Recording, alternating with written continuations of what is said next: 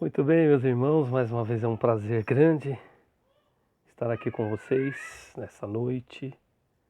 É uma noite importante, não é? Quarta-feira de oração. A igreja está reunida no lar, graças a Deus. Não estamos sozinhos nesta luta, nós estamos com um grupo muito grande de irmãos que oram e que estão realmente assim batalhando muito em favor do nosso Brasil, né? Por ser uma noite de oração, eu quero apresentar alguns pedidos para os irmãos, tá bom? Por favor, ore por isso. Em primeiro lugar, vamos orar por nossa igreja, por nossas necessidades.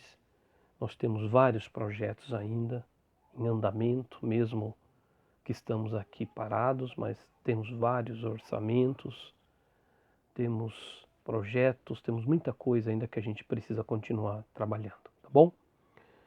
Orem por nossa cidade, Osasco. Nós temos vários casos de coronavírus em Osasco. Precisamos orar por nossa cidade. Vamos orar pelo estado de São Paulo. São Paulo, a própria cidade de São Paulo, ela é a primeira, não é, no coronavírus. Então a situação é muito grave. As pessoas precisam ficar em casa. Então vamos orar por nossa cidade de São Paulo e nosso estado também de São Paulo. Vamos orar pelas grandes e pelas pequenas empresas. Tenho visto empresas demitindo funcionários, tenho visto empresas cortando salários. A situação é muito grave e nós temos que orar em favor desses que precisam. E vamos orar de modo geral por nossa saúde, que Deus nos preserve e que Deus nos ajude nesse momento tão difícil que estamos enfrentando, tá bom? Então, por favor, quando você tiver um tempinho aí junto com a sua igreja no lar, faz isso, tá bom? Para um pouquinho para você orar. Bom, vamos meditar na palavra de Deus, tá ok? Abra sua Bíblia no Evangelho de Marcos. Marcos capítulo número 1, tá bom? Do verso 16 ao verso 20. Então, se vocês se lembram, eu estou estudando a palavra de Deus desde o livro de Gênesis, contando algumas histórias de uma maneira um pouco diferente, tá bom? E eu quero me deter um pouquinho nesta história de Marcos capítulo 1, tá bom? Do verso 16 ao verso 20. Já abriu? Preparado aí? Então, ó, vamos lá então, hein? Marcos capítulo 1, verso 16 a 20 diz assim: Caminhando junto ao mar da Galileia, viu os irmãos Simão e André que lançavam a rede ao mar porque eram pescadores. Disse-lhes Jesus: Vinde após mim e eu vos farei pescadores de homens. Então eles deixaram imediatamente as redes e o seguiram. Pouco mais adiante, viu Tiago, filho de Zebedeu, e João, seu irmão, que estavam no barco consertando as redes. E logo os chamou, deixando eles no barco a seu pai, Zebedeu, com os empregados, seguiram após Jesus. Eu quero estudar um pouco sobre a vida de Jesus, principalmente aqui no Evangelho de Marcos, tá bom? Por isso que eu pulei Mateus, tá bom? Vou pular talvez um pouquinho Lucas, mas eu vou chegar um pouco ainda no Evangelho de João. Mas talvez eu vou passar uma boa parte das nossas quartas-feiras estudando a vida de Jesus dentro do Evangelho de Marcos. O Evangelho de Marcos é um livro bem simples e um livro assim com uma mensagem muito profunda para os nossos corações. Muito bem. Depois de João Batista, nós temos o nosso grande mestre Jesus Cristo, que apareceu e ele veio ao mundo de uma maneira completamente diferente. Todo mundo estava esperando um rei, todo mundo estava esperando alguém que fosse libertar o povo das garras do Império Romano, e nada disso aconteceu. Jesus chegou um homem simples, filho de um carpinteiro, homem humilde. E aí, esse homem tão simples, tão humilde, ele fez uma revolução na vida das pessoas, tá bom? Bom, Jesus, ele era um homem que estava sozinho e ele precisava de alguns homens que o ajudassem. Alguns homens que o ajudassem a divulgar a sua mensagem pelo mundo. E Jesus poderia ter ido até o Sinédrio, Jesus poderia ter ido às autoridades judaicas e ter escolhido ali alguns homens. Mas por incrível que pareça, Jesus sempre nos surpreende. E aonde que Jesus vai? Jesus vai na praia.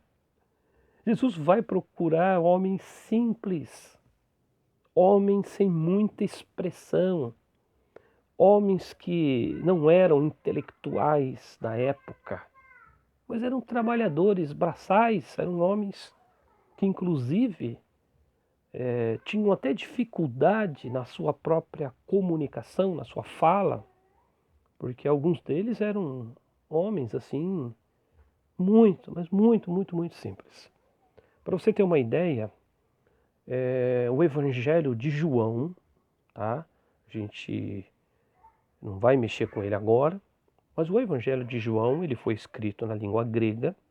O Evangelho de João é um evangelho muito simples.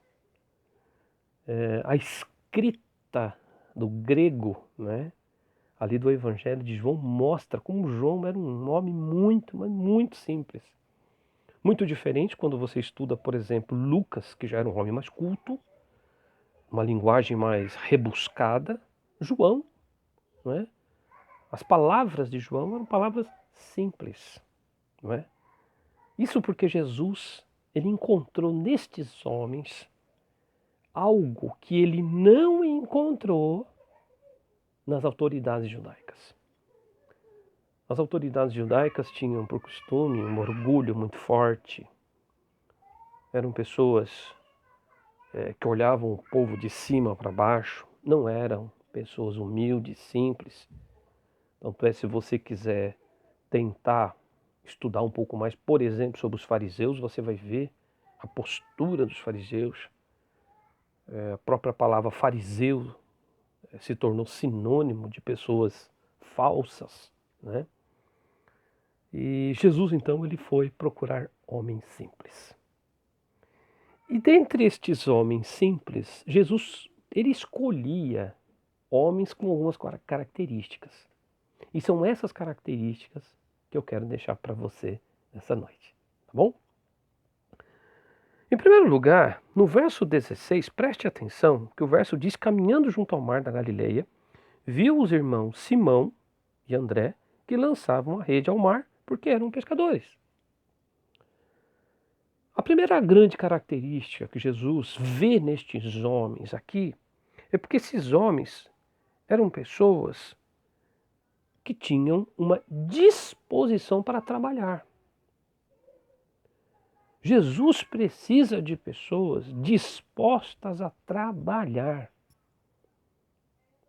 E aqui está uma grande característica das pessoas que são chamadas por Jesus. Jesus precisa de pessoas que trabalhem. Jesus precisa de trabalhadores. E infelizmente, parece que hoje as pessoas não estão muito dispostas ao trabalho de Deus. Nós gostamos de trabalhar para nós mesmos, para os nossos próprios interesses, mas despender tempo para trabalhar para Deus, parece que isso não é muito do nosso agrado. Por isso que é muito importante nós percebermos aqui que Jesus viu aqueles homens trabalhando. Aqueles homens não estavam sentados ali à praia, desfrutando do sol, da brisa. Não! Eles estavam lançando a rede ao mar. Então não eram pessoas acomodadas, mas eram pessoas que estavam trabalhando. Então a primeira grande característica que nós observamos aqui em relação aos discípulos de Jesus é porque eles eram homens trabalhadores. E Jesus precisava, sim, de homens trabalhadores, homens que pudessem andar quilômetros, homens que não tivessem medo de se dispor. Tanto é que quando a gente pensa, por exemplo, na vida do apóstolo Paulo, o apóstolo Paulo passou por tudo. Paulo viajou para cima e para baixo. Um homem incansável no trabalho de Deus. Irmãos, se tem uma característica que nós precisamos ter nesse trabalho de Deus, é a disposição para trabalhar. Segundo lugar, no verso 18, o texto diz que, ou melhor, no 17, Jesus os chamou. Jesus disse: "Vinde após mim, e eu vos farei pescadores de homens." Prestem atenção que no verso 18 eles responderam assim: "Então eles deixaram imediatamente as redes e o seguiram." A segunda grande característica que eu observo nas pessoas que são chamadas por Jesus é a disposição para obedecer. Tanto é que você vai perceber essa palavra imediatamente, é muito comum no livro de Marcos aparecer essa palavra. E essa palavra imediatamente significa que eles não ficaram ali, sabe, questionando. Eles não ficaram duvidando. Eles não falaram para Jesus: "Mas Jesus, tudo bem, nós podemos te seguir, mas o que nós ganhamos com isso? Qual é o lucro? Qual vai ser o meu salário?" Eles não fizeram nada disso. Jesus os chamou e simplesmente eles resolveram obedecer a Cristo. Eu acho que o grande segredo da vida cristã é a obediência. Eu acho que nós somos, às vezes, questionadores demais. Nós queremos saber os detalhes. Nós queremos saber tudo. Eu não sei se é por causa da nossa insegurança, do nosso medo de dar um tropeço, não é? Que nós queremos saber tudo. Quando Deus pede, inclusive, algo de nós, nós precisamos, meus irmãos, responder com a obediência. No Velho Testamento nós sabemos que o obedecer é melhor do que o sacrificar. Muita gente hoje está sacrificando e obedecendo cada vez menos ao seu mestre. Segunda grande característica das pessoas que são chamadas por Deus é a disposição para a obediência. Por último, a última característica se encontra no verso 19. Diz assim: "Pouco mais adiante, viu Tiago, filho de Zebedeu, e João, seu irmão, que estavam no barco consertando as redes." A última característica que eu vejo aqui é a disposição para integrar-se. Observe que eles estavam trabalhando juntos. Capacidade de integração. Eu acho que tem uma coisa também que às vezes nós ainda esbarramos muito, é quando nós temos que trabalhar em conjunto. Quando nós temos que trabalhar em comunhão com os outros. No começo, tudo bem, a gente começa a trabalhar bem, mas depois a gente começa a se esbarrar. A gente não sabe se integrar, a gente não sabe ser humilde o suficiente para aprender novas coisas. E nós precisamos aprender a trabalhar juntos. Nós temos que consertar as redes juntos. Não dá para consertar a rede sozinho, não. Não dá. Muita coisa que nós fazemos na obra de Deus não dá para a gente fazer sozinho, não. A gente precisa da ajuda de um e outro. O trabalho precisa ser feito em equipe. E na igreja nós somos uma grande equipe. E nós precisamos aprender a trabalhar juntos. Nós recebemos dons espirituais, nós recebemos habilidades, talentos. E quando nós juntamos todos os nossos dons, aí sim a igreja funciona, o trabalho funciona. Alguns têm um dom de ensino, então estarão mais à frente. Alguns terão um dom da pregação da palavra de Deus, então estarão sendo mais vistos. Mas outros dons implicam em pessoas que trabalham mais escondido. Por exemplo, uma pessoa que tem um dom da contribuição, né? Ele vai contribuir, ninguém fica sabendo. O nome dele não é projetado para a mídia, não é? Mas perceberam? Seja aquele que está em evidência ou aquele que não está em evidência, não importa. Todos nós nos ajudamos nesta obra de Deus. É por isso que nós somos chamados de igreja. Nós somos um organismo. Então nós temos que funcionar juntos, seja na nossa visão de trabalho, na nossa visão de serviço, na nossa visão de organização, nos nossos projetos. Nós precisamos ter uma única visão, a visão do reino de Deus. Eu creio que a igreja luta muito contra a própria igreja hoje em dia. Talvez por isso que a igreja não consegue, às vezes, avançar, não é, na obra de Deus. E ter a capacidade de integrar-se, ter a capacidade de trabalhar juntos é uma grande virtude na igreja de Cristo. Bom, são essas características que eu quero deixar com vocês nesta noite, tá bom? Para mim, Jesus é um exemplo. Se você quer ter sucesso na sua vida, se você quer ver a sua vida crescer espiritualmente, observe muito o que Jesus fez. Siga os passos de Jesus. Observe os seus detalhes. Observe como Jesus tem um olhar muito diferente do nosso olhar. E aí eu tenho certeza que você vai realizar uma mudança tremenda na sua maneira de ver este mundo. Jesus não olhava para este mundo com os nossos olhos. E nós temos que olhar para este mundo com os olhos de Jesus. Nós temos que aprender a amar o nosso próximo. Nós temos que aprender a servir o nosso próximo. Nós temos que aprender, meus irmãos, a dar nossa vida, não é, em favor daquele que tanto precisa de ouvir da palavra de Deus.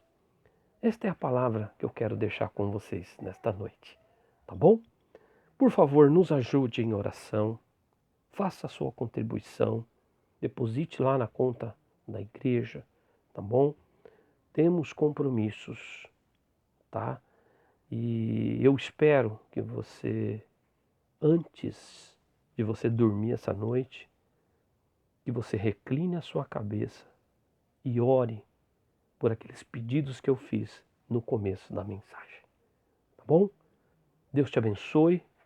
Como eu sempre digo, ó, tô com saudade. Saudade dos nossos lanches, da nossa comunhão. Tô com saudade realmente de cada irmãozinho da igreja, tá? Vamos ajudar aqueles que não podem acompanhar pelo vídeo. Se você souber de alguém, tá bom? Compartilhe o vídeo com as outras pessoas. Auxilie as outras pessoas para que todos possam estar compartilhando desse nosso momento de culto, que é o culto no lar, tá bom? A igreja está no lar, tá? Ó, Deus te abençoe. Forte abraço e a gente se vê no domingo, tá bom? Tchau, tchau.